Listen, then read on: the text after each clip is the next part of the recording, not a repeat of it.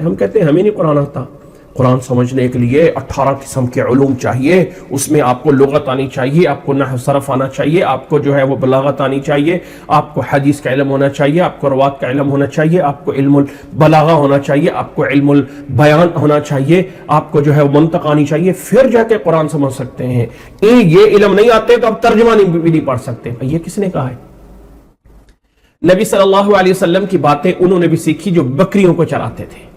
نبی صلی اللہ علیہ وسلم کی باتوں کو ان لوگوں نے بھی سمجھا جو صحرا سے لکڑیاں اکٹھی کر کے لاتے تھے. نبی صلی اللہ علیہ وسلم کی باتوں کو انہوں نے بھی سیکھا جو اونٹوں کے چرواہے تھے. نبی صلی اللہ علیہ وسلم کی باتوں کو انہوں نے بھی سیکھا اس دور میں جا کے گھوما پھرا کرتے تھے. یعنی کوئی انہیں مہذب کہنے کے لیے تیار نہیں تھا.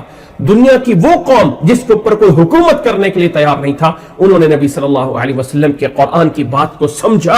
اور آج کا ایک سمجھدار کہتا ہے نہیں قرآن کو نہیں سمجھو، قرآن کو نہ پڑھو تمہیں سمجھ نہیں آئے گی. قرآن ہو بڑے بڑے لوگ سمجھتے ہیں، ہم تھوڑے بڑے. نعوذ باللہ من ذالک. قرآن ایک ایسی کتاب ہے جو ہر ایک کے سمجھنے کے لیے بھیجی گئی ہے. کوئی عالم ہے، کوئی جاہل ہے، جس مرتبے میں آؤ ذرا قرآن مجید کا ترجمہ سیکھتے جاؤ، اللہ تعالیٰ ہدایت کے راستے کھولتا جائے گا. کوئی ہے کوئی کسی بھی لینگویج کو پڑھنے کے لیے سمجھنے کے لیے بہت سی کتابیں. اب اگر انگریزی کو ہی بنا لے تو پہلے اے بی سی کو جوڑ کر پھر اس کے ایک جو بچہ پلے گروپ سے انگلش پڑھنا شروع کرتا ہے وہ کوئی 3 سال بعد، 4 سال بعد، 5 سال بعد پھر جا کے اس کو ریڈنگ آرام سے آتی ہے. قرآن مجید ایک عجیب کتاب ہے.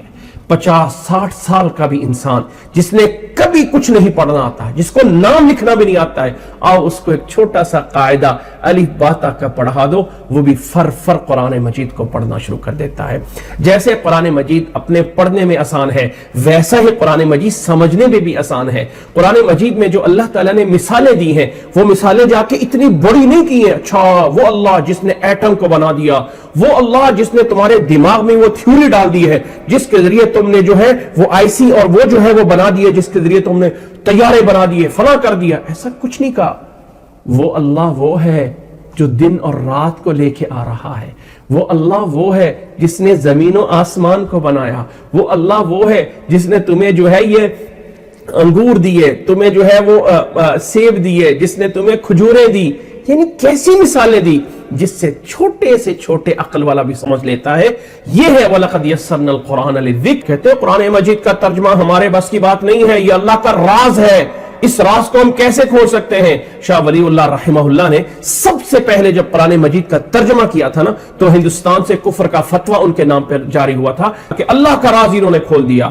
اصل میں یاد رکھ لیں، ہم لوگوں نے قرآن مجید کو صرف سمجھ لیا کہ یہ برکت کا ذریعہ ہے، جہاں برکت دینی ہے وہاں اسے لا کے رکھ دو. یہ قسمیں اٹھانے کے لیے سمجھا ہے، عمل کے لیے تو سمجھا ہی نہیں ہے. قرآن مجید وَلَقَدْ يَسَّرْنَا الْقُرْآنَ لِلذِّكْرِ، فرمایا ہم نے اس کو پڑھنے کے لیے، سمجھنے کے لیے، نصیحت لینے کے لیے، سارے معنی آتے ہیں. ذکر میں ذکر کرنا، پڑھنا، سمجھنا، یاد کرنا، سب کے لیے آسان کر دیا ہے.